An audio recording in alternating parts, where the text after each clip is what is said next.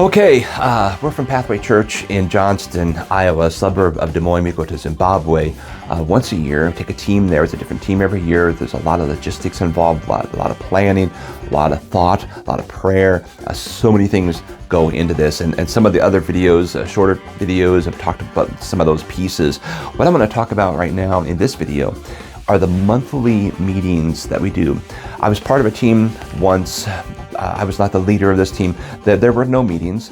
There was no plan.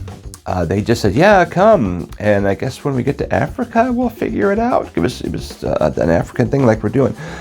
And I finally kept saying, are we going to meet? Are we going to meet? And I lived 12 hours away from when everybody else was because I jumped on a different team. And finally they said, well, I guess this guy wants to meet. Let's meet. So my daughter and I jumped in our car, drove 12 hours, and we went to this meeting for about 2 hours, and we drove home. But it was worth it because you don't want to get halfway around the world with this team of people who hardly know each other. In this case, we didn't know. They didn't know me, and I didn't know them. You don't know their strengths. You don't know their weaknesses. You don't know their personalities. You don't know how they handle stress. You don't know how they handle success. I mean, there's just so much that if you're just showing up, without any meetings, I think it puts you a step behind once you get on the mission field, because then you still got to figure all that stuff out. So one of the big things about the monthly meetings, we'll have 6 or 7 of them or more if we have the team set ahead of time, which is my goal. Doesn't always work, but we have 2 purposes for these meetings. The first one's obvious. We're going to brainstorm, we're going to plan, we're going to do some training on cultural things. Here's how they say things, here's how they do things that are differently than us. We're going to talk about supplies. What do we need to bring? We're going to do Vacation Bible School for 2,000 people. We need to bring some supplies with us because we don't know if they're going to be able to get it there. So we'll line up luggage and all the different things that we need, and how do we organize that, and so a lot of the meetings have to do with that. But a second purpose of the meetings, which I think is equally important, because we have a lot of planners. I've had teams that are really good at planning. They're like, well, what do we need to meet for? I said, just trust me, we need to meet. And what the second thing that we need from these meetings is you get to learn each other's personality. You learn their strengths, you learn their weaknesses, you learn their fears. You don't want to figure that out once you get there. We had a team where we had an individual who had a lot of anxiety. It's a legitimate issue for the individual. And for them to show up in Africa with nobody knowing that, it's hard to say how everyone's going to respond to the situation. I mean, it could just escalate into a really big mess. But since we met so many times, this guy could say, hey, I want you all to know I have anxiety issues. Please be praying for me. And so the team's like, oh yeah, of course we'll pray for you. And they all prayed. We shared it with the church. He shared it with the church, and people prayed, and we supported him. So if we're on the field and something happens, rather than saying, man, what's up with this guy? We can say, we know that's an issue, and you can pray and have a little extra grace. And it turned out like that individual, it was perfect. It was a great trip. I don't know if it would have been if people didn't know that. And they wouldn't have known that if we didn't meet. So there's all kinds of, there are people who are driver personalities, and there are people who are more laid back. There are people who are more relationship based, and people that are more task driven, all that stuff. You've heard the stuff, right? It's good to know that going into a trip before time than when you're there. I like to see them struggle through. How are we going to pack this? What's this craft going to look like? How are we going to adapt that to Africa? What are we going to do here? And to see them work that through, it's great to see them work through challenges on this side when they can then leave for a month and not see each other, and then come back and they can pick up where they were. So that when they get on the ground and they're there, we have 2 weeks, right? When we're there, they can hit the ground running. They already figured out that stuff. That is a huge value. I cannot overestimate how important that is. That's one reason to meet over and over again, as many times as possible before you go. We'll talk travel, we brainstorm fundraisers, and then we'll work the fundraisers together.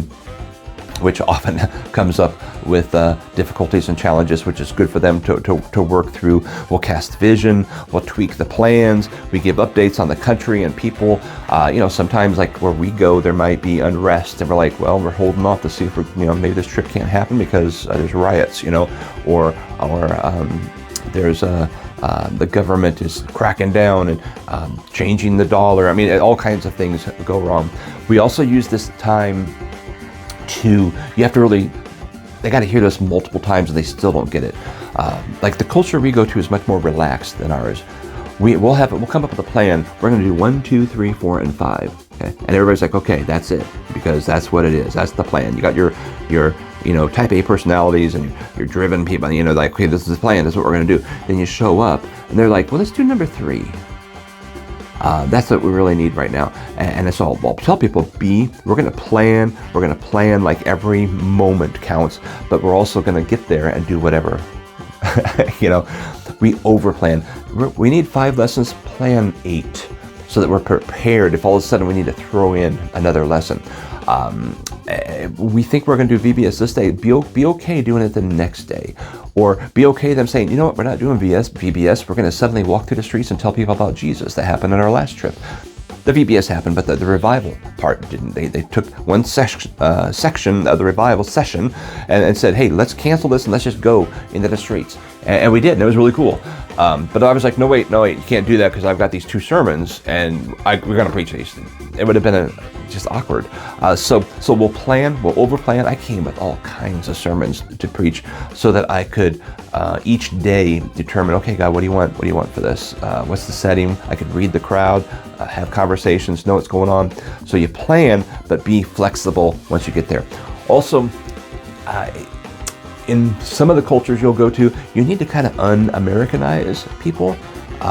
They might come in with the idea, we're here to save you, we're America, we're great, and it's like, they're doing fine. Maybe we look at them, like we look at their housing and think, oh, that's pretty tough to live in. They're very proud of where they live. That's their home. So we'll tell people, like, don't say out loud if we're driving through a neighborhood and you're thinking, man, that looks rough. Don't say, man, that looks rough, because maybe that's one of the driver's homes that they love, and their family's there, and they're like, what's nothing rough about that? We all have different perspectives, so it's just to be careful to celebrate their home and their land. Our houses, our homes aren't better because they're bigger. Actually, that might make it worse. Our children are off in some bedroom. We don't even know where they are, as opposed to a smaller house. We're like, well, there's my child right there. I'm just saying, our cultures are different. Ours isn't better, it's just different. So I'll hit key areas that I'll make sure and remind people month after month after month. Make sure you don't say this, make sure you don't say that. And I say that because I've been in cars when I hear people in the back seat saying things, I think, man, do you even know how offensive that was? I mean, that was terrible. They're loving people. They didn't mean to offend, but they said things that were offensive about housing or people's cars, or why is that man going to the bathroom in the street? Man, he's rude. It's like, well, that's just what they do here. So just, you can think it to yourself, but don't say it out loud, because the driver probably does that too. So those are some things we talk about. We put together a 30-day prayer calendar so that the congregation starts praying ahead of time, and we kind of talk about that often as well. In some of our meetings, sometimes I forget. So I wrote that down here, so I'd make sure in our next team we do that again. So it's just a lot of planning that we do, and we split it all out over 7 months, and we'll meet like an hour and a half or something each time, and get the team bonded together. So that's a little bit about team meetings. Hopefully that's helpful to you. Next video, we'll talk about some things to consider while you're on the mission field.